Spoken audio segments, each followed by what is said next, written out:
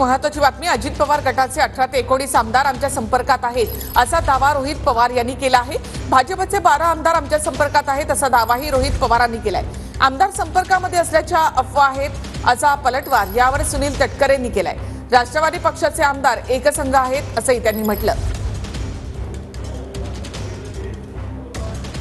फक्त आमच्या सगळ्यांचं आणि कार्यकर्त्यांचं खास करून एवढंच म्हणणं आहे की अडचणीच्या काळामध्ये जे लोक निष्ठेने आपल्या बरोबर राहिले त्यांना पहिलं प्राधान्य, आणि जे सत्तेत स्वहितासाठी नाही तर मारून मुटकून नाही तर अडचणी आणून जर त्यांना तिथं घेऊन गेले असतील, परत इकडे आले तर त्यांना प्राधान्य हे दुसरं द्यावं। केवळ अफवा जाणीवपूर्वक त्या ठिकाणी पसरवल्या जात आहेत। एका निवडणुकीमध्ये जे काय वातावरण संबंध महाराष्ट्रामध्ये तयार झालं होतं त्याच्यामुळे यश मिळाल्याच्यामुळे काही माणसं हुरळून जातात, ती वस्तुस्थिती खरी आहे। परंतु निवडणुकीच्या कालावधीमध्ये सुद्धा कोणी फेक व्हिडिओ तयार केले, कशा पद्धतीने कुठल्या वेळेला कुठल्या लोकसभा मतदारसंघामध्ये ते प्रसारित केले, या साऱ्याची माहिती आमच्याकडे नक्कीच त्या ठिकाणी आहे।